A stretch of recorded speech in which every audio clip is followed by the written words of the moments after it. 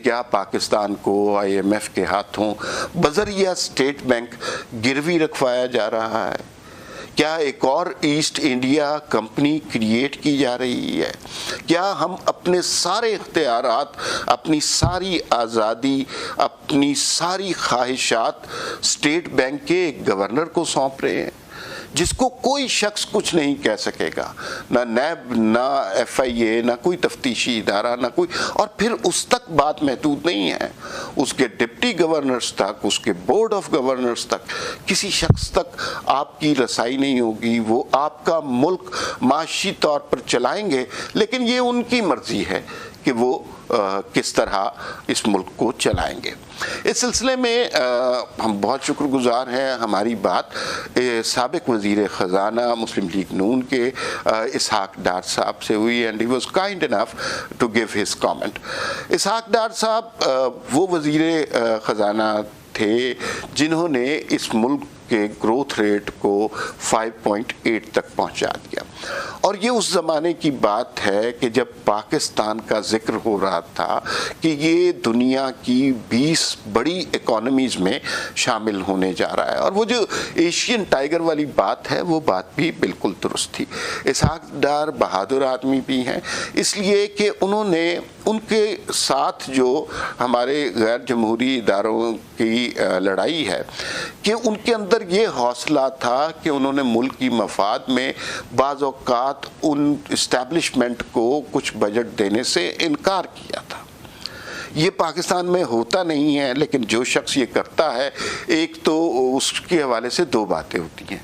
एक तो ये है कि वो बहुत बहादुर शख्स होता है और वतन से बहुत मुखलिस होता है। दूसरी बात ये होती है कि ऐसे बहादुर लोगों को, ऐसे ज़हीन लोगों को हम अताब का शिकार भी बना देते हैं, और यही इसहाक डार साहब के साथ हो रहा है। वो इकॉनमी को जहाँ पर लेके गए थे, हमने उनको क्या बनाकर पेश किया है। कभी हम ये खबर चला देते हैं इंटरपोल के ज़रिए गिरफ्तार करेंगे और ये क्या, विच इज़ वेरी सैड। लेकिन ये जो स्टेट बैंक वाला इशू है, इस पे इसहाक डार साहब ने क्या कहा, और अगर वो समझते हैं कि मुस्लिम लीग नून की हुकूमत होती या मुस्तकबिल में अगर मुस्लिम लीग नून की हुकूमत आएगी तो इस इशू को किस तरह ट्रीट करेगी, सुनिए।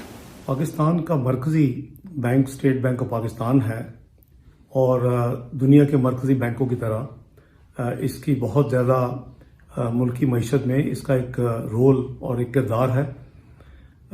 इसी तरह जो मॉनेटरी पॉलिसी है, वो कोई भी हुकूमत जो स्टेट बैंक यानी मरकजी बैंक के ज़रिए वो नाफिल अमल होती है। मॉनेटरी और फिस्कल पॉलिसी बोर्ड है, वो पाकिस्तान में जो भी फाइनेंस मिनिस्टर हो वो उसकी जिम्मेदारी है। तो इस हवाले से सेक्रेटरी फाइनेंस का भी एक रोल है कि वो पॉलिसी बोर्ड में स्टेट बैंक के बोर्ड ऑफ डायरेक्टर्स और दूसरे मामलात में वो एक मेंबर की हैसियत होती है। तो एक कनेक्टिविटी होती है फिस्कल और मॉनेटरी पॉलिसी की स्टेट बैंक ऑफ पाकिस्तान के जरिए। अब हुकूमत स्टेट बैंक को एक मुकम्मल आज़ाद अदारा बनाने के लिए और उनकी कोई भी किसी किस्म की जवाब तलबी से उनको एग्जम्प्ट करने के लिए कोई कानूनी उनके खिलाफ कोई कार्रवाई नहीं हो सकती, जो मर्जी वो करें। और फिर पाकिस्तान को स्टेट बैंक अगर ऐसी खुद मुख्तारी देता है कि जो एक रियासत के अंदर एक अलहदा state with in the state बन जाए, तो पाकिस्तान के मुआशी जो मामलात हैं वो कोई भी हुकूमत अपनी जिम्मेदारियां पूरी नहीं कर सकेगी।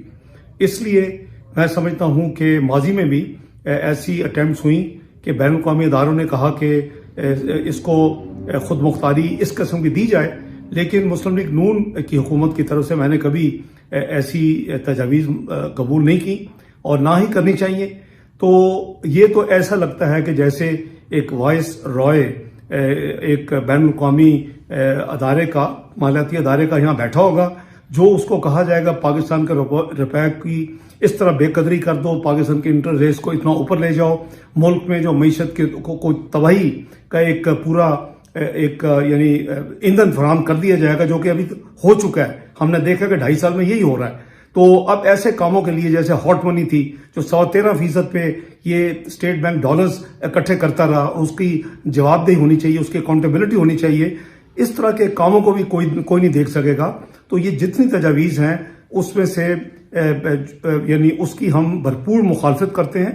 स्टेट बैंक एक जो उनकी खुद मुख्तारी होनी चाहिए, वो आइन और कानून में उसकी खुद मुख्तारी है, और उससे आगे मजीद इसको बाहर की कुव्वतों का जो है वो सबसर्विएंट नहीं बनाया जा सकता।